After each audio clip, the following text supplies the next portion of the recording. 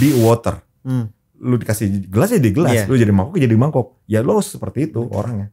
Ya kalau di negara asalnya sih ya begitulah. Lu diserang roket satu ngebalasnya puluhan roket kan. That's kind of thing. Hampir sama. Hampir sama. Belajar craft juga hampir sama. Attitude yang seperti itu hampir sama. Banyak yang minta privat tapi nggak tahu apa yang boleh pelajarin. Kan lucu. Ada. Nggak satu dua, banyak kayak gitu. Mungkin karena mau tahu Krav Maga itu apa gitu. Dan jujur ya pada saat gue di sana itu ada loh silat. Yang ngajarin mereka tuh ada silat. Wah, gue bahkan mereka malah diajarin silat. Belajar silat. Gue kaget. Gue mau ngeliat orang Indonesia. Ternyata bukan orang Indonesia, orang Belanda. Konsep gue itu learn, open mind, adapt, evaluate. Lo harus learn. Kalau lu learn, kalau lu nggak open mind, yang lu pelajarin hanya di situ. Itu aja. Learn, open katak mind. dalam tempurung. Iya. Misal bila bidirian kayak biji tasbih, gue talinya yang nyatu-nyatuin.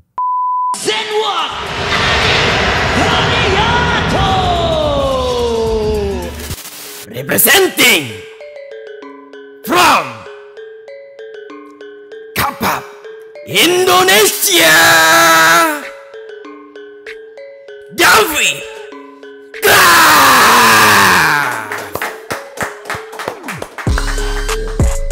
Kali ini kita kedatangan tamu yang cukup luar biasa. Suatu kehormatan podcast Zenwalk kedatangan seorang founder bisa dibilang ya. Atau pioner Krav Maga atau Kapap masuk Indonesia. Betul. Ini kan banyak yang nggak tahu, Coach. Kapap atau Krav Maga itu apa sih, Coach?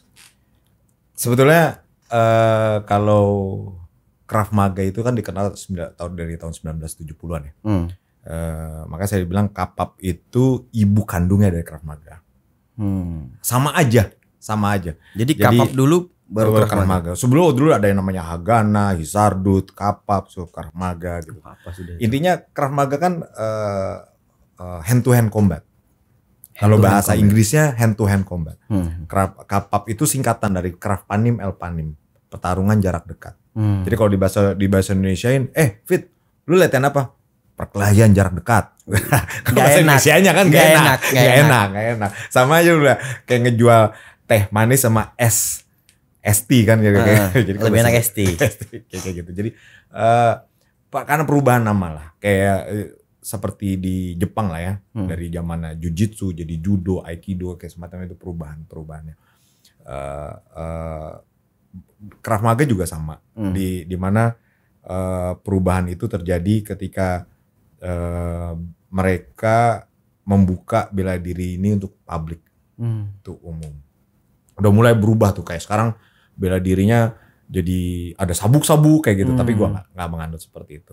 Emang ini awalnya bela diri private gitu kan? Maksudnya bukan private. Kalangan tertentu doang yang boleh latihan ini. Kalangan tertentu, karena memang kalau di Kapap itu ditulisnya kan memang Israeli martial art for military special forces kan. Memang buat pasukan khususnya mereka. Jadi itu bela juga diri ini tuh dari Israel. Dari Israel. Oke. Itu dia. Itu yang membawa masuk ke sininya itu yang butuh effort ya. Effortnya bukan tenaga. Karena kata Israel cukup itu sensitif di Indonesia. Bukan cukup sensitif, sangat sensitif. Makanya pada saat awal itu saya memperkenalkannya itu lewat blog. Ada waktu dulu zaman dulu tuh blogspot, blogger. Jadi seorang blogger di sana kayak gitu blog. Nah, sama blog bertemu tuh sama Pak De Hardcon, dia orang Arnis. Arnis Eskrima, terus ngobrol. Ada juga ketemu di situ ada yang namanya Joe Uno. Ternyata dia bawa Krav Maga juga. Nah, dari situ kita ketemu secara virtual. Terus beliau di Kaskus gue bilang, Mas David, buka aja secara umum. Mikir. Karena gue dulu awal latihan hanya di garasi, jujur aja. Garasi, perkenalan, belum berani paling dari yang tahu blog itu yang ayo latihan. Dan sampai saat ini, sampai detik ini kelas reguler buat kelas umum bagi yang mau datang latihan, I still do the same. Siapa yang mau latihan, I will do a background check. Gue meriksa nggak dulu. Sembarangan orang bisa latihan. Jadi gue meriksa dulu, bener nggak nih orangnya terlibat kriminal nggak atau tindak terorisme atau seperti itu. Gue juga nggak mau kan. Soalnya ini bahaya banget. Sebetulnya sih hampir semua bela diri sih ya. Cuma gua hanya menjaga aja. Menjaga jangan sampai terbawa-bawa. Karena ada 1, 2, 3 kasus ada memang. Disalahgunakan. Disalahgunakan. Terus dari situ mulai buka kelas. Kelas pertama tuh di Bintaro. Adria Fitness tuh kelas reguler pertama gue. Sebelumnya memang ada, tapi rumah daerah BSD. Kita juga itu juga awalnya tetap private, itu masih private belum umum. Karena gue juga masih jaga-jaga. Itu pun pas di BSD, doing a background check itu orang-orang yang keturunan, yang punya ada sedikit sejarah pada saat demonstrasi 98. Dia ketakutan. Jadi untuk mereka mau berusaha untuk membekali diri dia. Kita bantu di sana. Di BSD jalan, di Bintaro juga jalan. Pada saat mulai di Bintaro, boom, buka website, meledak. Dan kebetulan, ya nasibnya ya, ada bentrokan di jalur Gaza. Wah kelar. Itu kelar. Jadi maksudnya? Iya dibawa-bawa. Wah ini David nih pasti antek Israel bla bla bla. Kesana gitu loh. Tapi nggak salah, gue nggak marah. Gue marah. Itu kan hanya butuh diedukasi aja, diberitahukan aja bahwa yang gue bawa ini adalah ilmu pengetahuan kan, bukan ideologinya. Yang gue bawa adalah ilmu pengetahuan. Itu yang selalu gue angkat gitu. Makanya pada saat itu kejadian,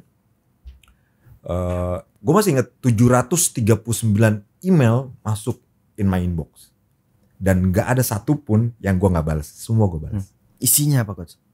Caci maki, dibilang caci maki, ancaman segala macam, woi banyak lah. Banyak banget. Cuma di satu sisi ada another advantage, di mana pada saat itu gue udah mulai aktif memberikan pelatihan di salah satu pasukan khusus di Indonesia. Jadi I feel I have a backup lah. I feel a backup lah. Jadi gue agak tenang. Dan gue juga cerita ke mereka gini. Oh santai aja Pak Mas David gini. I still do what I did. Ya gue ngajar mereka. Alhamdulillah sampai tahun 2019 kemarin gue masih belum pandemik gue masih aktif. Melatih mereka. Jadi gitu. Jadi memang nggak enak. Gila dibilang antek-antek. Israel semuanya tapi padahal gue muslim bro. Iya. Alhamdulillah gue muslim. Alhamdulillah gue muslim. Jadi sampai dibawa ke sana itu yang wow. Tapi ya gue bukannya sombong atau nggak takut. Takut, nggak mungkin gue nggak takut. Gue takut. Cuma ya gue berikan mereka edukasi. Ini loh. Ini Krav Maga loh. Ini yang gue bawa loh. Ini pengetahuannya loh. Jadi emailnya dibales satu persatu tuh. Satu persatu. Gue balas satu persatu, one by one. Ada yang ngebales balik, ada yang enggak, ada caci maki. Gue datengin lu ya gini. Ada yang datang? Nggak ada. Alhamdulillah jangan sampai. Nggak. Sampai saat ini alhamdulillah nggak ada. Karena gue gimana ya? Gue juga kan dengan bela diri lain, orang lain, ya being a good person aja lah. Nunjukin apa sih yang lu ajarin? Gue ngajarin bela diri kok. Bela dirinya pun ilmu pengetahuan, ilmu pengetahuan, knowledge gitu, bukan ideologinya, bukan ideologinya. Itu yang gue mau sampaikan. Tantangan terberat awal-awal itu kesana. Pada saat selanjutnya sudah mulai dipercaya di institusi pemerintahan, ya alhamdulillah lanjut terus. Kebetulan memang kan salah satu waktu dulu pangkatnya kalau nggak salah masih kapten, adalah. Saya singkat namanya aja ya. Oke, inisial aja itu enaknya apa ya? YA. YA. Pak YA itu dia sudah mendetek saya pada saat saya di Megado. Megado daerah Israel. Dia pada saat Coach David ini belajar Krav Maga langsung ke Israel. Ya, kebetulan. Itu tapi jujur aja ini seru. Tapi jujur, wait. Sebelum kesana, gue nggak ada niatan lo ya. Gue nggak ada niatan kayak misalkan lu latihan wushu, gue harus ke Cina. Enggak. Gue nggak ada niatan ke arah sana. Gue karena salah satu prosedural policy pada saat gue kerja itu gue harus belajar bela diri. Oke. Dan bela dirinya gue nggak tahu. Dulu bela diri. Dulu emang kerja di mana coach? Di salah satu perusahaan. Di Salah perusahaan Israel? security. Salah perusahaan di Jakarta. Oh, di tapi Jakarta. perusahaan itu under Australian. Oke. Australian-nya itu link up dengan UK terus di ini juga di apa? Di Israel juga. Lucunya adalah pas kuliah gue kan orang manajemen keuangan. Gak ada sangkut pautnya sama security. Manajemen keuangan. Di Gunadarma ya? Gue Gunadarma. Gue manajemen keuangan gak lama kerja jadi junior di auditor di PricewaterhouseCoopers. Gak kuat lah gue gak kuat kalah. Karena dari situ mungkin ada orang yang ngelihat kerjaan gue bagus gitu loh. Gue suka ngulik soalnya. Gue suka ngulik. Bilang ada orang yang ngatan. Lu mau gak kerja di gue?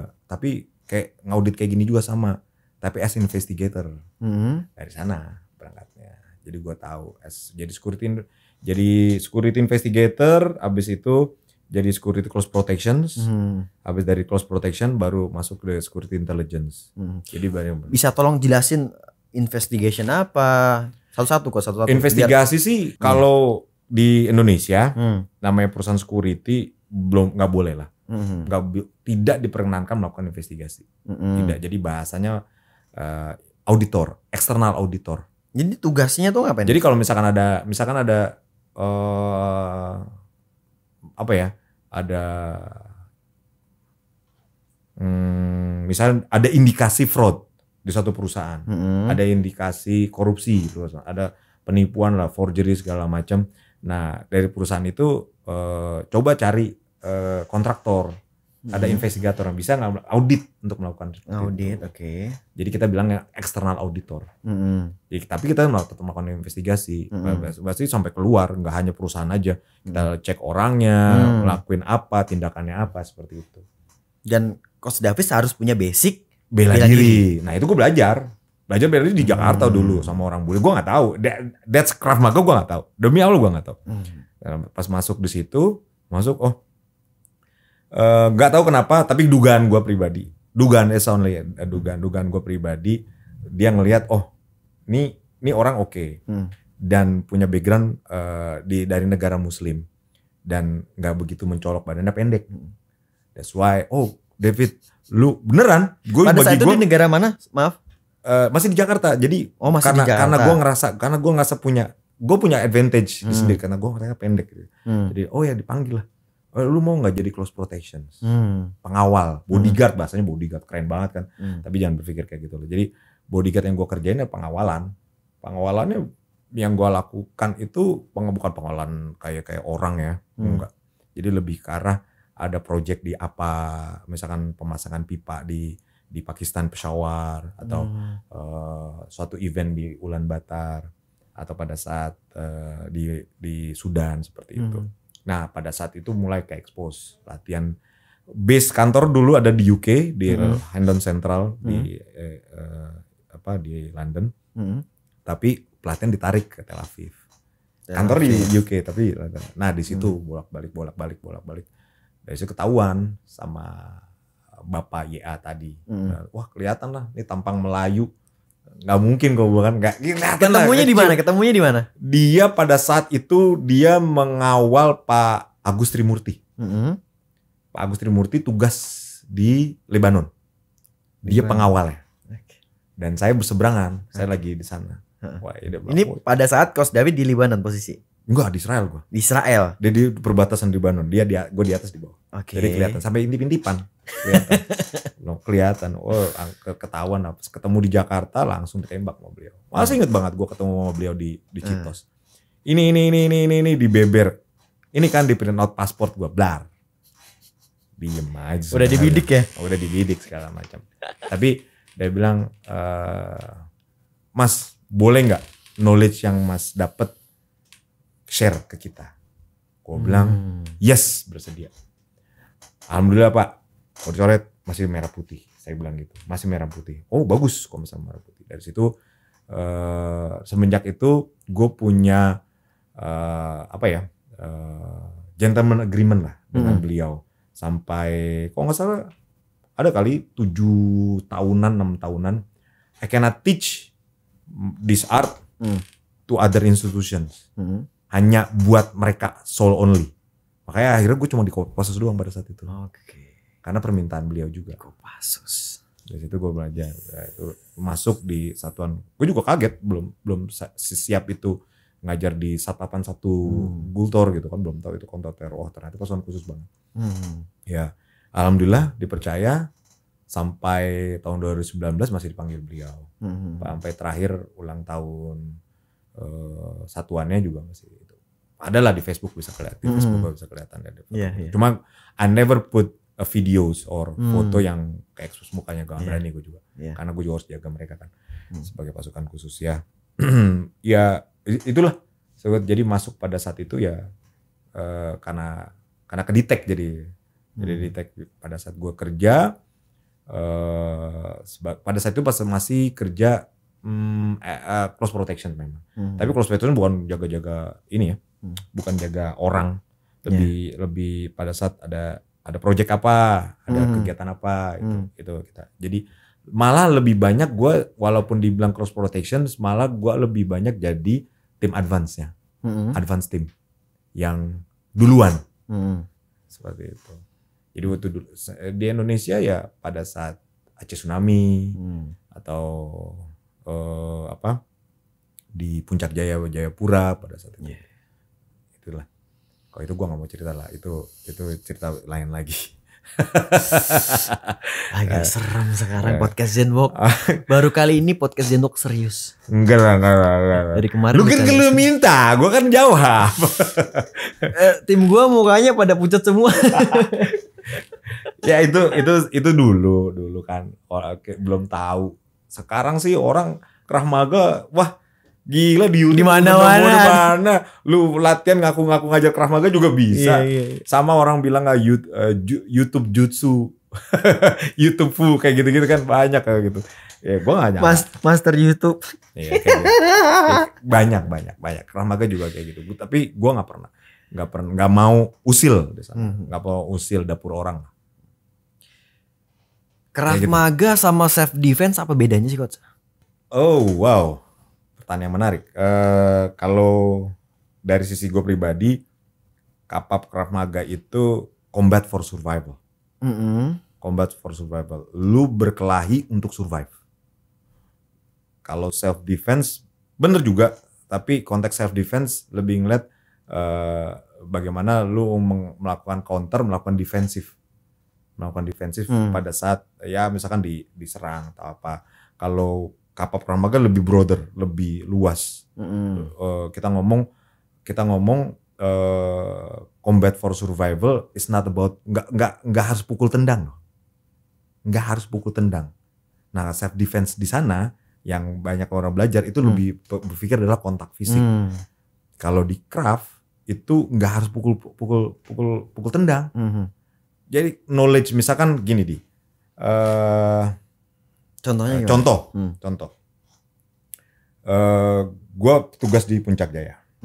Gue salah satu wilayah di Puncak Jaya. Gue tim advance. Gue harus memberikan knowledge buat tim yang akan masuk. Tentunya buat self defense dia.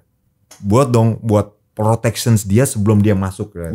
Contohnya kayak gitu. Gue harus kasih tahu lokal konteks dia apa di sana. Lokal konteks tuh apa sih yang budaya yang ada di sana? Contohnya misalkan di Tanah Abang, oh beli ini berapa mas? Sopan kan? Sopan. When you do that di sana pada saat itu menggunakan tangan, hilang pala lu. Hilang, nggak bisa. Jadi kalau di sana pakainya gimana, Coach? Pakai kaki. Ini berapa? Karena lebih sopan. Pada saat menunjuk tangan dia sangat offended karena menunjuk alat genitalnya. Itu dulu ya. Itu dulu pada saat dulu mungkin belum ada sampai sekarang. Makanya itu kemarin knowledge lo harus tahu lokal konteks di mana lu berada. Lo sesuai kayak Bruce Lee dong bilang be water. Lu dikasih gelas ya di gelas, lu jadi mangkok ya lo seperti itu orangnya. Nah that kind of self defense yang di Krav diajarin. Jadi Coach David dia riset dulu gitu. Pasti dong. Pada saat tugas lu datang ke wilayah, apa yang do's and don'ts-nya, apa yang lu diperbolehkan atau yang enggak. Enggak, oh lu datang aja pergi kayak gini-gini. Bawa tantang luntang gaya-gaya pas di Pulau Jawa yang enggak bisa kayak gitu. pada saat lu tugas di sana, ya ikutin kontak di sana. Misalkan saya udah bilang pada saat di sana, belanja, saya udah bilang belanja pakai uang pas atau enggak barter waktu itu. Pada saat itu ya, barter. Padahal nanya, kenapa? Saya tanya balik. Kalau lu kasih duit, misalkan lu belanja duit dulu 20.000, lu belanja 10.000, kembalian berapa? 10.000. Mereka punya kantong nggak? Nggak ada kantong kan? Kembaliannya ngambil dari mana? Out, korek, masukin, kasih. Mau pegang nggak? Kayak gitu, kayak dia safety kan, protokol safety. Berarti kan hygiene juga kita harus perhatikan. Kayak gitu. Jadi kalau ditanya self defense atau craft bedanya apa? Kalau saya dari sisi pribadi, craft itu lebih broad, lebih luas. Jadi soal self defense-nya nggak harus mencakup semua. Jadi self defense itu di dalamnya Krav Maga itu sendiri. Iya. Jadi nggak harus, bukan soal pukul tendang. Kayak misalkan dibilang self defense, the best self defense itu mengetahui sebelum situasinya kan. Misalkan gini lah, Mas David, gue dirampok, dibegal di pasar, lu ngapain? Ya gue lagi jalan megang handphone kayak gitu, diambil. Ya itu udah salah aja. Lu ngapain megang handphone? Udah gitu, udah fokus di handphone aja. Taruh, scan jalan, lihat di mana. Udah gitu, pakai baju kan beda dong antara lu di mall sama di pasar tradisional, beda kan. Nah itu makanya pemahaman lokal konteksnya. Lu berada di mana ya pakai seperti itu. Misalkan lu ke Aceh, nggak boleh pakai celana pendek kan? Bener. Itu dia. Pakai scarf kayak gitu, pemahaman seperti itu harus tahu. Jadi kita harus kasih knowledge seperti itu. Masa udah tahu, gue bisa belajar bela diri di depan Bawaslu ada demo keras kan. Ngantai aja gue punya bela diri. Kan nggak kayak gitu. Ya hindarin. Jauh lebih aman kan hindarin. Dibandingin nggak gitu. Walaupun gue punya bela diri, gue nerobos aja ada demo. Ya itu tolol namanya. Kayak gitu. Ini salah satunya yang dipelajarin di Krav Maga itu sendiri. Betul. Kayak gitu kan. Iya. Jadi yang kita pelajarin itu anak praktisinya, murid-murid gue ya belajar ya nggak harus pukul tendang ya, dia harus knowledge. Makanya kadang-kadang mindsetnya juga harus di ini gitu. Betul, mindsetnya. Jadi trainingnya tuh bentuknya segitiga kan, physical, psychological, atau body conditioning. Kenapa dibilang dasar body conditioning? Pada nanya kenapa sih body conditioning? Supaya gue kuat? Enggak. Kalau badan lu fit, badan lu kuat, lu pede nggak? Pede. Ya kan? Sebagus teknik lu apapun, tapi lari aja ngos-ngosan, lu pede nggak? Enggak. Itu dia. Makanya body conditioning, maksudnya body conditioning nggak harus boker, enggak. Yang penting dijaga fit. Fisik aja. Siap lah. Fisik siap aja. Kalau fisik siap, tekniknya ada, udah cukup. Tapi belum ada satu sisi lagi yang harus diperhatikan. Psychological. Sebagus apapun, banyak tekniknya. Pada saat misalkan gue kebetulan lagi melatih Densus 88 pada saat ini, mereka juga kayak tahu pada saat mereka dapat pressure seperti apa, yang kita lihat tuh sisi psikologisnya. Wah itu perubahan. Sebagus apapun tekniknya yang dia dapat, tekniknya bagus, fisiknya bagus, pada saat sisi psikologisnya nggak siap, berantakan udah semuanya. Nah itu harus dilatih. Nah dilatih kan kita harus namanya pressure drill, kita latih adrenalin tetap ada di sini lah, jangan sampai ke atas. Kalau udah ke atas, udah pukul wah anjir buta. Wih, that's long. Lu gak bisa buat kayak gitu. Ketika emang udah selesai, berarti kabur. Cukup. Jangan perlu sampai ya kalau di negara asalnya sih ya begitulah. Lu diserang roket satu, ngebalasnya puluhan roket kan. That's kind of thing. Hampir sama. Hampir sama. Belajar craft juga hampir sama. Attitude yang seperti itu hampir sama. Lu dipukul, ngebalasnya nendang. Lu udah tendang, ngebalasnya ngebanting. Jadi ngebalasnya harus. Jadi kayak ada minimal 3 sayatan tuh kayak gimana tuh Coach? Gitu. Jadi satu roket banyak roket yang membalas gitu. Oke. Bukan gue yang ngomong ya. Itu kan gue cuma mengasih analogi. Oke. Gila, serem banget lu. Gitulah seklumitnya kurang lebih historinya craft. Walaupun ada banyak lagi ya, cuma historinya memang nggak semudah seperti bela diri yang normal, maksudnya normal ya, karena kan lokal konteks kita di sini yang majority Muslim, yang masih alergi dengan bahwa Israel. Iya. Itu dia. Makanya pada saat gue ngajar di institusi militer pun nama Kraft itu nggak bisa gue angkat, nggak bisa gue ujuk-ujuk segala macam, nggak bisa. Makanya agak sulit untuk masukin, belum lihat lah nanti dulu. Dulu. Cara Coach David memahamkan nih orang Indonesia seperti apa, Coach? Dengan kata Israel itu kan sensitif. Nah, Coach David sendiri untuk mensosialisasikannya tuh seperti apa tuh, Coach? Nggak bisa dalam satu hari ya, Di. Nggak bisa dalam satu hari. Itu jujur aja yang gue lakuin in a year sampai saat ini pun sama. Gue tetap masih gue lakuin kayak gitu. Ya lu lakuin apa yang do the best lah, tunjukin bahwa emang lu bukan yang dibilang antek-antek itu segala macam. Enggak lah. Dia tunjukin aja. Gue alhamdulillah masih dipercaya di suatu institusi pemerintah. Masih merah putih loh, masih nunjukin seperti itu. Nggak ada saut pautnya, nggak ada muatan politik atau apalah yang berbau-bau ke sana. Totalnya hanya knowledge, ilmu pengetahuan yang gue mau berikan. Gue minum dulu ya. Ya, silakan, Coach.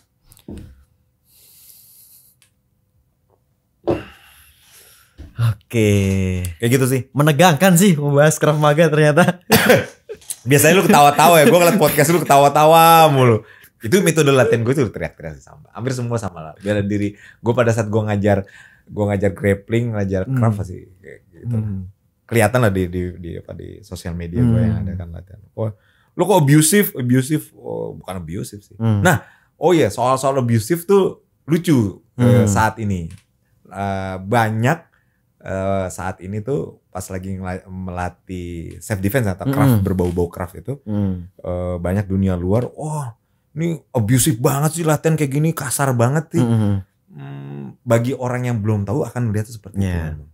Tapi kalau orang yang udah tahu, memang that's what we train. Karena apa? Metode latihan kita memang saya udah pada saat gue ngajar misal ke privat atau apa, gue selalu ingatkan metode kita latihan ada RBSD, Reality Based Self Defense. Terutama buat misalkan memang kenyataannya kayak gitu. Ya kita buat simulasi, gitu. Buat simulasi. Makanya ada kalimat kasar, keras gitu. Butuh eksplosivitas segala macam. Ke wanita juga gua, sampai lagi wanita. Gua nggak mau karena mereka di jalan jujur aja victim kan. Kalau gue latihan pelan kayak gini, you will fight the way you train. Kalau lu trainnya aja udah lembut, gimana di jalan ya? Itu dia, that's kind of thing. Tapi ada di mana levelnya lihat umur juga. Kalau dia masih di bawah 17 misalnya itu, gue akan minta konsen ke orang tuanya, minta persetujuan. Jujur gue minta persetujuan, nggak bisa, nggak mau. Ada beberapa memang, Mas David, this is too harsh, terlalu keras gini. Take it slow aja ya, nggak apa-apa. Kita tailor made kok. Kita tailor made. Cuma ya step by stepnya agak lama, karena kan memang metode kita latihan memang awal udah pressure, udah ngebiasain sisi psikologisnya. Jadi selain Coach David dipelajarin dulu siapa yang mau dicari tahu dulu lah, siapa yang mau belajar, latar belakangnya seperti apa. Pas latihan pun juga ada make a deal-nya, mau latihannya seperti apa gitu ya? Bukan make a deal. Jadi maksudnya gue melakukan safety briefing. Safety briefing. Ini loh kita latihan seperti ini, bentuknya kayak gini, metode latihan seperti ini. Apakah pernah, banyak yang minta privat, tapi nggak tahu apa yang boleh pelajarin. Kan lucu. Ada, nggak satu dua, banyak kayak gitu. Mungkin karena mau tahu Krav Maga itu apa gitu. Lucunya adalah tahu Krav. Tapi nggak pada saat dikasih tahu, oke gitu, saya pikir kayak boxing kayak gitu, oke karate, mikir seperti itu. Padahal kan nggak gitu. Makanya saya berharap orang-orang tua ya, misalkan dia mau melatih anaknya tahu dulu lah. Gue juga kan punya anak.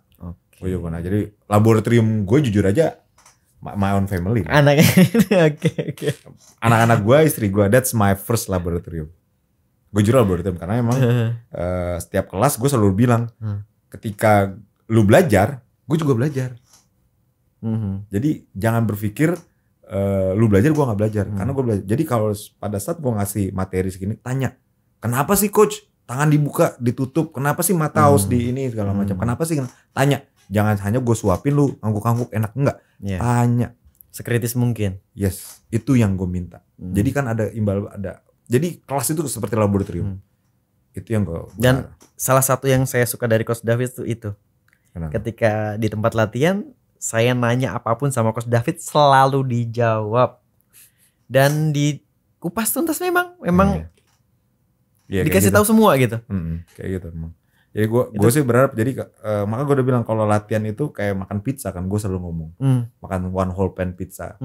Itu satu teknik loh, gue bilang. Gue kasih 1 slice, 2 slice, kenyang, begah, ya stop. Ya gue nggak sampai 1 pan pizza kenyang, dapat semuanya, tahu rasanya, tahu cara ininya bagaimana. Seperti itu. Harus diulang-ulang terus. Jadi kalau dikasih teknik teori nggak masuk, muntah. Iya, nggak masuk juga, sia-sia juga. Makanya percuma kan mau ngasih latihan sampai 3 jam. Nggak ada masalah sih, cuma maksudnya materinya terlalu banyak, tekniknya atau segala macam itu yang bermasalah kalau menurut gue ya. Jadi kalaupun mau banyak teknik ya di breakdown aja, dibuat per batch. Misalkan latihan 1 jam istirahat. Ada di mana ada ototnya bisa istirahat. Memang kita belajar, ada yang namanya kita belajar pressure drill, ada yang namanya muscle confusions, muscle kita dibuat bingung kayak seperti itu. Intinya ngebiasain. Baik, ya kayak gitu. Jadi banyak juga, coach, saya udah siapin glove tinju, hand wrap, kok latihan nggak pernah gitu? Ya memang enggak.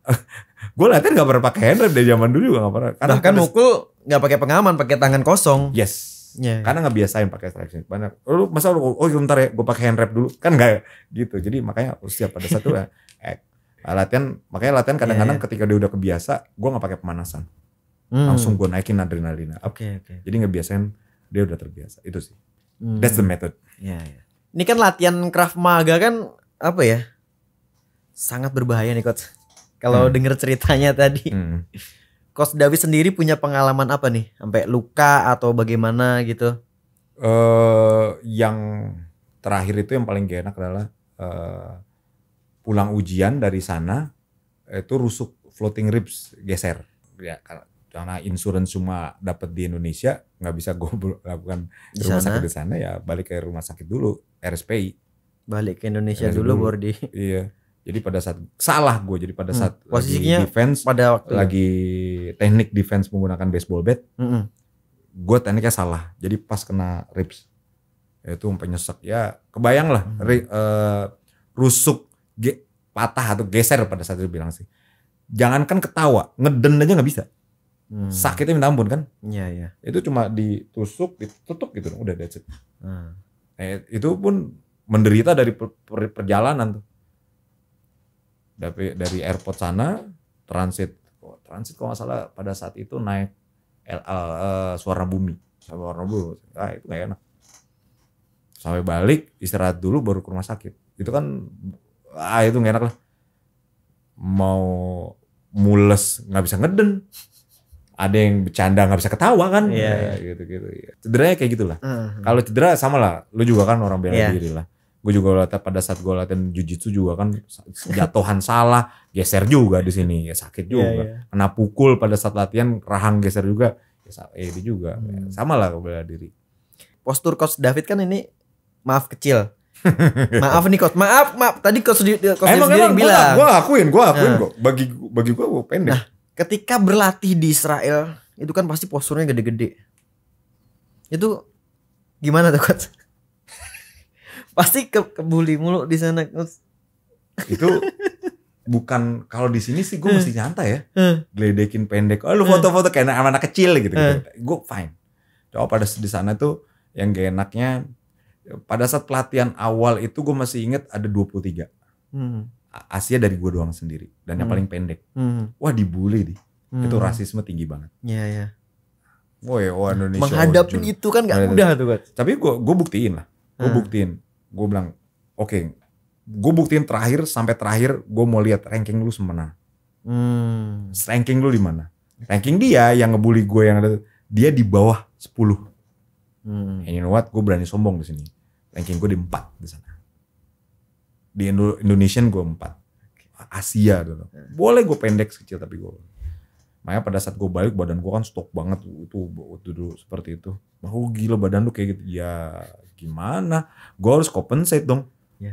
Kayak sekarang lu badan lu kayak gini Fit, gue harus compensate. Kalau gue latihan sama orang-orang yang bintara remaja yang baru-baru lulus pendidikan pelatihan tamtama. Lu gila kan? Harus ngimbangin. Fisik ngimbangin. Kalau lu nggak ngimbangin kelar juga. Ya kayak lu lah, fighter di Tiger Shark segala macam.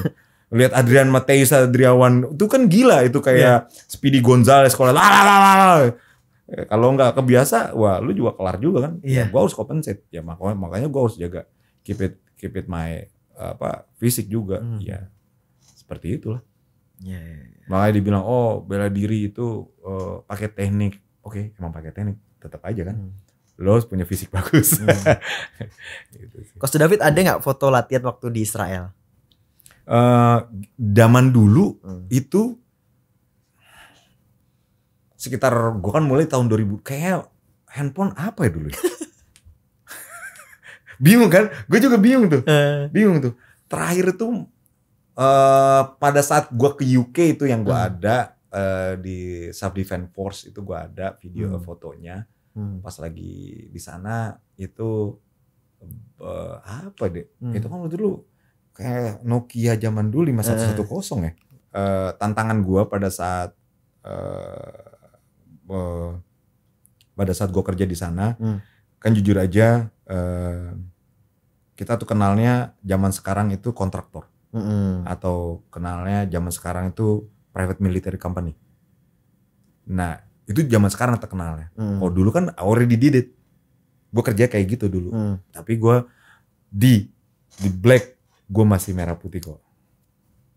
Gitu. Jangan sampai ke sana. Jangan lah. Gue masih merah putih. Alhamdulillah. Dan gue masih megang teguh di situ. Karena gue bisa, jujur aja, gue bisa berangkat ke sana cuma satu orang yang meyakinkan gue. Nyokap. Almarhum nyokap. Gue orang Betawi gue jujur orang Betawi. Gue orang Betawi. Pada saat dibilang gitu, jangan jadi orang Betawi. Cuma tahu daerah. Pergi. Digituin gue. Wah gokil sih. Aku pikir orang Bandung loh Coach. Gue orang Betawi. Bangga gue orang Betawi dilatih sama orang tua gue kayak gitu. Wah disuruh keluar pergi lu jalan. Karena waktu dulu gue masih inget banget. Waktu masih kecil itu sama bokap gue almarhum. Kelas 5 atau kelas 4 gue lupa deh. Gue masih inget banget. Gue cerita ke anak-anak gue. Gue cerita ke bini gue. Apa yang terjadi. Karena gue sering main di sawah kan. Waktu dulu daerah Petukangan satu udah sawah tuh. Gue sering sampai kaki gue gusik. Mainin ikan sepat, gue mah gila sampai mancingin lindung, gue pikir gak tahu, gue tahu kayak gitu, gue ngerasain sampai dipanggil bokap gue, kasih duit, gue masih inget buat 25 perak, diajak jalan pakai mobil gue tuh, mobil bokap tuh Mazda kotak, jalan di drop di Kemayoran tuh masih airport, disuruh ngapain tuh? Ditinggal, untuk pulang sendiri gitu. Iya, lu jangan jalan di sini terus lu, malu lu jadi orang Betawi, digituin gue. Bokap gue. Bokap nyokap nih asli Betawi. Dua-dua. Ada campuran. Ada campuran keturunan memang. Kita ngebahas Krav Maga dalam banget Coach. Saya sampai takut berkata-kata, takut salah ngomong. Gue bingung. Yang lain lu ketawa-tawa sama gue serius, rese lu emang. Serem Coach. Serem apaan? Lu ngoreknya santai, tau jangan taruh dalam-dalam, bahaya. Gue juga. Nah itu yang saya takutin, kedalaman. Kedalaman, hati-hati. Kalau udah ngorek kedalaman ntar nggak bisa naik lagi, kekubur ntar lu. Masalahnya nggak sembarangan ini gitu. Ya juga sih ya, kebetulan aja lah. Kebetulan maksudnya jalur gue juga ngerasa jalur hidup gue juga nggak pikir kayak gini kok. Main intelijen semua nih, ngerem. Enggak lah, gue belajar bela diri gila. Itu hanya kebetulan aja dunia yang gue tekunin, pekerjaan gue berbau security sampai saat ini. Alhamdulillah. Itu yang gue seneng. Security yang keren. Satpam, jujur sih satpam. Gue selalu nanya sama anak gue, ayah kerja apa? Satpam. Demi Allah gue ngomong kayak gitu. Kerja di mana? Latihannya di Israel satpamnya. Latihan sekolah dia apa? Air mah sekolah. Setiap hari berangkat sekolah gue ngomong gitu. Emang satpam sekolah gue. Ngeri takut. Ya, sumpah Coach, ini Adit dari tadi tuh takut salah ngomong aja dari tadi tuh. Sama, lu juga nanya gue takut salah lu, ntar banyak dikat ntar. Sensor ya. Oke, nah perjalanan Coach David sampai Israel itu kan wah pasti nggak ucuk-ucuk sampai Israel. Nggak mungkin Coach David maksudnya kalau sebelumnya nggak punya basic bela diri gitu. Nah ini yang Adi penasaran nih.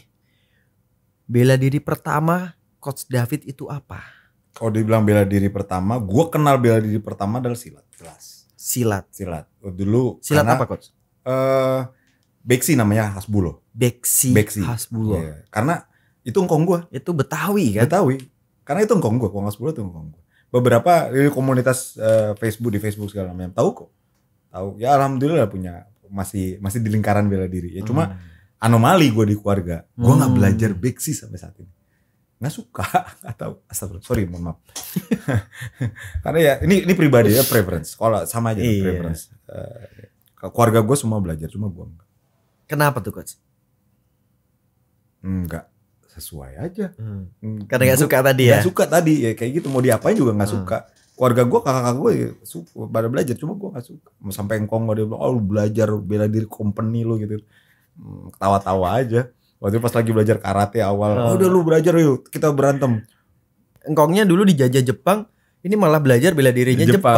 Ya makanya dia bilang kayak gitu ya. Ya pada saat itu ya lucu juga. Oh berantem gini. Pada saat mau mulai, gue udah mulai duluan kan. Kalau di karate hajime, kita mau mulai duluan. Kalau dia tunggu dulu, nggak bisa, kembangan dulu. Lama kok kayak gitu. Kayak gitu-gitu. Jadi seperti itu. Ya jangan salah. Mohon maaf, jangan salah. Itu karena kecil aja. Gue juga waktu pada saat itu kurang knowledge kan. Tapi sekarang gue belajar kok alhamdulillah. Kang Cecep Rahman ngajarin gue kerambit. Iya. Kang Deddy Irawan juga ngajarin gue. Di silat sendiri juga kan ada self defense-nya juga kan? Ada, jangan salah. Serem banget malah. Karena mereka kan low. Rendah. Dan jujur ya pada saat gue di sana itu ada loh silat. Yang ngajarin mereka tuh ada silat. Wah, gue bahkan mereka malah diajarin silat. Ngajar silat. Gue kaget. Gue mau ngeliat orang Indonesia. Ternyata bukan orang Indonesia, orang Belanda. Yang ngajarin silat. Orang Belanda lama di Padang. Aku bilang, wow. Padang berarti silat harimau. Jangan tanya gue nggak tahu lu dia. Kan Padang tuh yang film Rantau itu bukan kan Padang kan si. Iya. Kayaknya dia ngambil sisi kerambitnya juga. Kan bagus buat ambush kan. Gitu ya. Tapi kalau jenis silatnya apa lu jangan tanya gue, lu salah orang. Salah orang bro. Jadi yang pertama kali Coach David pelajarin adalah karate Inkai. Gitu. Sampai sabuk apa Coach? Kok gak salah coklat deh. Coklat. Ya gila kali kelas 4 itu coklat pun SMP lah. Itu kan waktu dulu. Startnya di kelas berapa? Mulai dari kelas 4 kelas 4. Kelas 4 SD tuh umur berapa tahun tuh? 6. 13. Iya 13. Sorry. Masuk SD kan kelas 6 ya. Kelas 1 ya tambah aja ya 10 ya. 10 tahun. Umur 10 tahun berarti udah mengenal bela diri karate. Sampai sabuk coklat. Terus ke tempatnya setelah pindah, gue belajar coba nyari Delmigas kan dekat rumah kebetulan. Waktu dulu ada namanya kickboxing. Cuma yang nggak gitu aktif lah. Lanjut SMA udah mengenal tuh Jiu-Jitsu di SMA belajarnya. Udah mengenal tapi belum belajar. Masuk kuliah baru nekunin Jiu-Jitsu. Di situ Jiu-Jitsu. Emang di Gunadarma ada Jiu-Jitsunya? Ada bro. Masa sih? Lu kemana aja? Kebetulan ada temen yang akhirnya sampai saat ini dia yang kita latihan bareng. Dia yang ngenalin gue tuh dulu namanya BJJ dulu. Dia tuh kebetulan dia omnya dari US belajar dari BJJ gitu. Nah di situ. Waktu pas di situ lagi rame-rame tuh zaman kita kuliah kita. Umur kita sama Coach, tenang Coach. Umur kita sama ya. Sama. Gue takut gue ketuaan. Sama umur kita Coach. Di situ kan ada ini kan UFC pertama. Booming kan di situ BJJ, bam, wah gila, gue masih ingat banget nyari DVD-nya kan waktu di Depok, kayak gitu lah, ya itu jadi ya kenal di sana.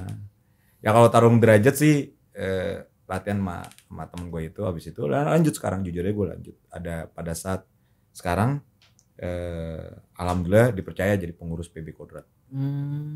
Ya, karena anak gue ikut latihan. Oke. Bukannya kalau tarung derajat tuh nggak boleh belajar bela diri lain? Itu memang nggak boleh. Tapi kan gue dari awal gue utarakan. Di sini kan gue bukan atlet dan di sini pengurus. Oke. Pengurus. Kenapa gue bilang pengurus? Karena kebetulan anak gue latihan tarung derajat. Dan dia kenal, tawarin jadi pengurus Pak David gini-gini bisa. Oh ya bisa. Oke, jadi kalau pengurus boleh belajar bela diri lain? Bukan, ya boleh. Kebetulan kan memang gue dari awal kan belajar bela diri lain kan. Oh, basicnya udah banyak bela diri yang diri. Dan mereka dan gue pun memberitahu bermasalah tidak. Oh nggak ada masalah selama bukan atlet. Kalau atlet nggak boleh memang. Oh, atlet nggak boleh. Ya sudahlah. Ya alhamdulillah dipercaya salah satu pengurus PB Kodrat. Dan yang penting anak gue lah. Yang penting anak gue tetap latihan, konsisten latihan. Anaknya Coach David ini ikut tarung derajat. Oke. Itu menarik loh. Dia bisa di situ. Gimana nih? Dulu tuh kalau lu lihat Facebook gue segala macam kan, ngeliat foto-fotonya. Anak-anak gue tuh pas latihan di Kemang Fight Gym gue ngajarin BJJ loh. Gue ajarin BJJ, gue grapplingan segala macam. Gue kasih tahu dia, Kak, perkelahian tuh 90% berakhir di bawah loh. Dia menung, dia diem. Iya ya. Kalau 90% perkelahian di bawah, kan berarti pertamanya 10% berarti di atas dulu ya. Stand up dulu sebenarnya. Dang. Dia bilang, bener juga. Terus ngapain selesai di bawah kalau misalkan bisa diselesain dari atas. Nah, itu anak. Kalau lu lihat itu dia awal-awal. Wah gokil gua sebagai orang tua bilang, hah? Sama adenya. Ya udah, kamu belajar apa? Gua kenalin. Waktu dulu mah ada Coach Ranu gue cari karate. Bener Coach. Masalahnya selama ini yang saya obrolin di podcast ini 90% perkelahian berakhir di bawah. Kita nggak pernah bahas 10%-nya. Jangan dari awal. Anak kecil loh. Ya gue emang melatih mereka. Gila, kritis banget ya. Melatih mereka seperti itu emang dari awal. Berusaha. Makanya gue udah bilang laboratorium gue pertama dan belajar craft bela diri itu anak. Itu dulu. Kalau lu bisa sukses di situ, it means you can transfer it to outside kan. Itu gue sendiri loh ya. Mungkin orang lain kan beda. Gue sih ngerasa kayak gitu. Gue coba di keluarga gue dulu, keluarga gue oke. Cuma kenapa kalau kayak gitu lu belajar craft? Not yet. Belum karena itu kan harsh, keras. Karena waktu dulu waktu masih kecil banget. TK gue ajarin memang. Dan kesalahan fatal gue. TK atau play. Temennya jadi bahan praktek. Jadi gue gini. Gue ajarin kan belajar self defense kan. Gue udah bilang. Kalau kamu berantem. Jangan lu pukul. Kamu harus belajar tunggu pada saat dia lengah. Gue kasih tahu dia. Masih inget banget Ranu tahu cerita beberapa. Jadi pas dia kesal. Dia ambil krayon kalau gak salah. Dia tungguin temennya. Pas deket pintu dijedotin. Tunggu temennya lengah. Ya, lu bener kan? Lu orang tuh kelar gak? Anjir gue bilang, oh shit gue salah. Kelar. Bye gue bilang, oke. Gue salah di sini. Oke, gue switch. Dijedot, dijebrak, dipanggil lu bilang. Kan ayah ngasih tahu seperti itu pas dia lengah. Sorry. Maaf. Ya itu ada beberapa saksi ya banyak lah. Gitu. Lucu. Waduh gokil gue. Ya udahlah kamu belajar, makanya gue ajarin dia belajar. Kan di sosial media gue bisa lihat kan dia belajar BJJ awal. Terus gue coba kayak sama Coach Ranu. Yang sering lihat postingannya tuh game sih, boxer sih. Iya boxer. Yang paling sering. Kalau lihat foto-fotonya sebelumnya kan ada latihan dia yang lain. Terus gue kenalin, coba yuk latihan karate gitu. Latihan karate juga gitu. Ya kok harus kayak gini, nunduk kayak gini, aku nggak suka. Terus dia, oh ya udah coba latihan boxing atau apa. Masa aku harus pakai hand wrap dulu ya? Ada lagi. Terus sepupunya kan ikut inti bayangan, kungfu di Senayan, wushu. Oh itu dong. Ya coach-coachnya masih 4L kan kita teman-teman kita juga kan. Gitu. Oh yaudah, ayo latihan. Pas dia datang ke Senayan, kok lompat-lompat gitu sih ya? Terjatuh. Kamu mau apa sih? Gue bilang, ya udah nih, gua kasih laptop. Kalian berdua riset, cari. Kamu mau apa? Ayo cariin. 2 hari atau sehari gitu. Dia datang, bujuk ke gua. ini ya, aku mau lihat. Pas gue lihat, hah? Kamu serius mau itu? Tarung derajat. Tarung derajat. Gue bilang, alhamdulillah, bela diri asal Indonesia. Oke, sip. Nggak beksi, anaknya masih bela diri Indonesia juga kan. Ya udah tarung derajat. Belajar. Gua pastikan dia harus konsisten karena itu pilihan dia. Alhamdulillah 4 years mereka latihan. Udah sabuk apa tuh? Dia minggu ini akan ujian Kurata 4 biru petarung. Udah levelnya sampai petarung nih. Petarung. Kalau yang kecil memang gua tahan terus. Biar gua tahan. Biar sabuk hitam di sabuk putih. Itu udah 3 tahun lebih gue tahan. Kenapa? Nanti dulu. Gue mau dia matang. Gue mau dia matang. Dia tekniknya matang, dia tahu caranya, dia tahu ngerti. Sampai dia harus tahu saling menghormati, dia tahu sportivitas. Itu yang gue mau tahu. Dia belajar di situ dulu. Jangan sampai kayak gue ngulangin apa yang kejadian kakaknya kan. Kasus pernah berapa kali nih anaknya Coach David? No. Nggak, cuma itu doang. Cuma itu doang. Habis itu Coach David lebih berhati-hati lagi ya? Cuma berhati-hati lagi.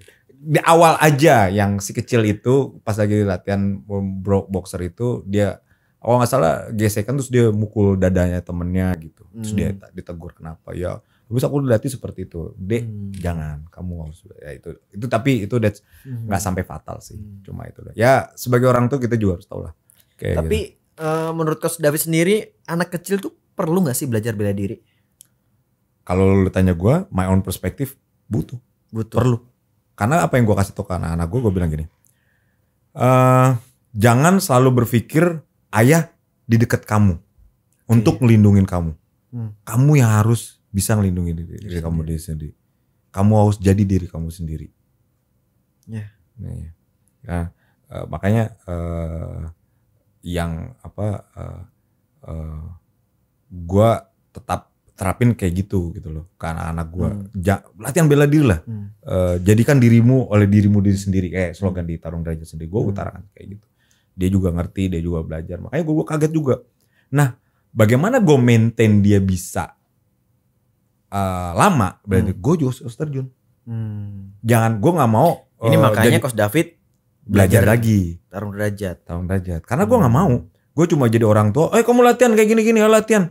Ayah nggak latihan, nggak tahu capeknya. Bagi gue nggak fair.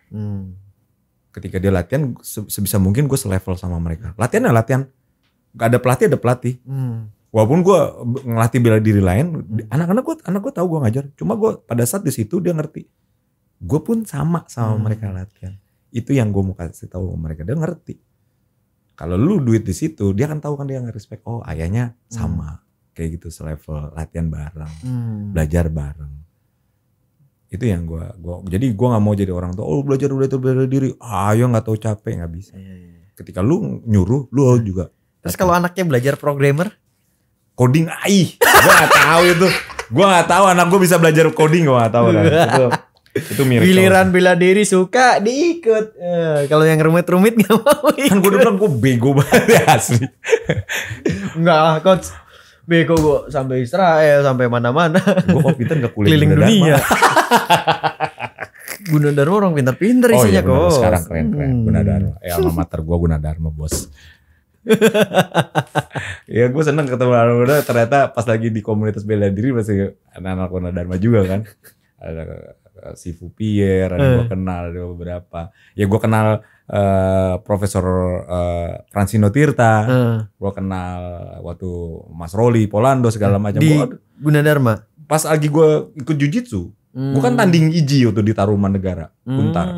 Gue tahu mereka ya karena mereka juga orang IJI kan. Gue kenal, jadi gue tahu. Jadi ya lumayan lama lah. Ya makanya dia bilang kalau bela diri di Indonesia atau di Jakarta lah, 4L lah. Lu lagi. Jadi ya nggak usah bohong. Nggak usah bohong. Ketahuan maksudnya. Masih BJJ ya dia. Pas lagi pertandingan Muay Thai dia lagi. Pas dia lagi. Kayak gitu-gitulah.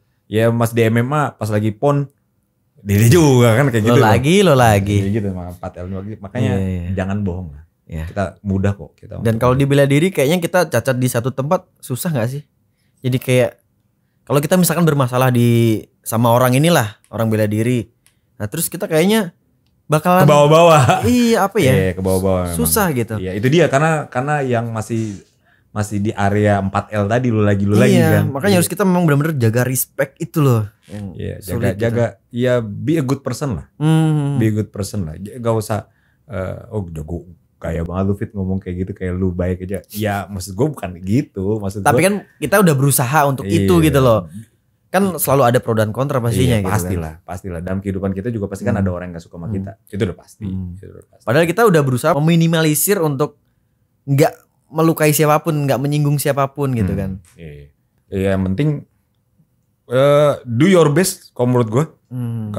Kalau menurut nggak usah pusing apa kata orang lain. Iya. Kalau gue pusing kata orang, gue cuma ngikutin apa kata mereka, tapi berlawanan. Itu agak berat. Gue juga nggak bisa. Gue juga nggak kayak gitu. Kita balik lagi ke asal bela diri Coach David ini apa aja yang dipelajari. Abis lu gila ya bela diri dari keluarga gue. Memang podcast Zenbox suka begitu Coach. Kita sampai nguliknya sampai ke dalam-dalam Coach. Ini bahaya. Eksklusif Coach. Gila, lu dalam ntar gak bisa naik ke atas lu ke kubur. Waduh, repot juga tuh Coach. Oke, abis tarung derajat apalagi nih Coach? Gua sekarang ngedalamin Brazilian Jiu-Jitsu masih gue latihan. Sudah hampir 13 tahun lah. I'm slow learner, nggak naik sabuk juga. Terus luta livre latihan juga sampai sini, terus sama Daido Juku Kudo yang dari Jepang. Kebetulan banyak banget bela dirinya. Ya mencoba fokus di ini. Apabila lu ngajar BJJ, latihan BJJ biasa BJJ kan. Atau luta livre. Atau pas lagi jadi kudo ya kudoka kayak gitu ya, berusaha seperti itulah. Ya menarik lah. Baru pengalaman pertama kali sebagai representatif pertama di Indonesia mewakili nama Indonesia di Asian Cup pada saat dulu di Sendai kan sempat juga ngerasain. Yang kudo Ngerasain lah. Kudo tuh yang pakai kayak helm gitu. Iya, NHG. Ada tabungnya gitu. Headgear seperti itu. Ya itu MMA pakai gi. Oke. Itu kan mirip MMA. Boleh nyundul lagi? Wih, buat bola headbutt lagi. Kayak di craft juga kan bola headbutt. Keren banget. Bola headbutt. Itu dia. Nah, gue sukanya kudo itu kan kudo itu Daido Juku Kudo itu the art of open mind. Hampir sama dengan craft yang gue pelajarin. Oh, masih satu line lah. Iya. Karena konsep gue itu learn, open mind, adapt, evaluate. Lo harus learn. Kalau lu learn, kalau lu nggak open mind, yang lu pelajarin hanya di situ. Itu aja. Learn, open mind. Dalam burung. Iya. Ketika lu open mind, lu learn, open mind, adapt. Lu adaptasi. Kebutuhan lu di mana? Gak semua deh. Misalkan gue pendek, gak mungkin gue main kaki kan. Gue mau charging, gue take down segala macam, gue mau grappling, gue adapt. Abis gue adapt, gue evaluate. Gue ada evaluate kebutuhan saya mana. Setelah gue evaluate, gue balik lagi learn, open mind, adapt, and evaluate. Itu yang konsep yang gue kadang-kadang ke sini sih. Jadi poinnya Coach, learn, open mind, adapt, evaluate. Dari 4 ini Coach, Adi paling tertarik sama yang adapt. Semua aspek kehidupan ini yang paling penting Coach. Ya itu dia. Kita bisa menguasai semua, tapi kalau nggak bisa adaptasi, binasa Coach. Ya lu lihat aja, kecoa itu kan binatang purba yang sampai saat ini masih hidup. Karena apa? Bisa adaptasi. Kan? Makanya belajar dari kecoa. Ya maksud gue gitu. Poinnya belajar dari kecoa poinnya. Iya kan. Udah keren-keren lo evaluate. Kecoa poinnya. Kecoa itu binatang dia beradaptasi loh. Iya benar. Beradaptasi. Ya sama juga manusia. Kita ngomong balik ke bela diri. Ketika lu bela diri lu nggak beradaptasi dengan apa kebutuhan sekarang ini kan susah juga. Misalkan lagi pandemik, kita adaptasi bagaimana virtual learning atau misalkan adaptasi lagi kebutuhan. Lagi dulu zamannya karate bla bla bla. Terus nanti booming ada MMA. Mau nggak mau kita adaptasi kan. Benar. Beradaptasi ada sisi grapplingnya, ada sisi. Sekarang pun grappling juga gitu. Sekarang grappling jarang banget di MMA. Adaptasi mereka juga striking. Iya. Baik lagi akan siklus seperti itu kok. Kayak gitu. Jadi kalau nggak bisa adaptasi kegulung. Yes. Makanya ya gua pun juga sama. Kalau gua nggak beradaptasi, I'm dead. Ya gue harus adaptasi kan. Gimana gue adaptasi, gue harus belajar. Gue harus belajar terus. Gue harus belajar. Ya selama gue hidup gue pasti belajar terus. Makanya jujur aja di kapal. Ya belajar itu bagian dari adaptasi itu Coach. Iya itu dia.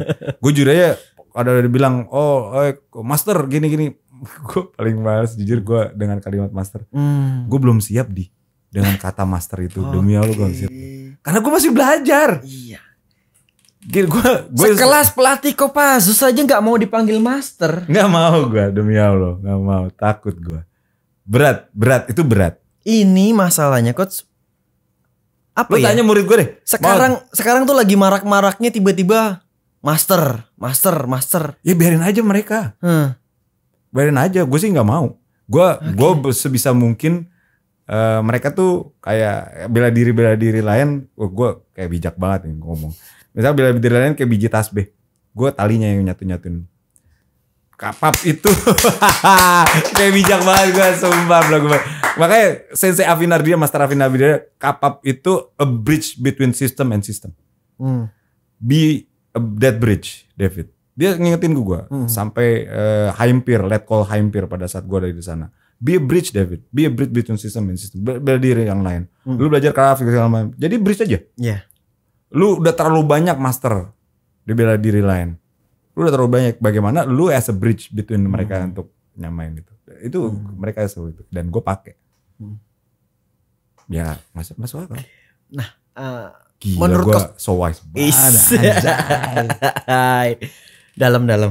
Menurut Coach David sendiri nih, ketika seseorang melatih atau mengajarkan bela diri self defense, haruskah punya sertifikasi atau punya rekam jejak di latihan di mana sama orang yang bener, itu perlu nggak?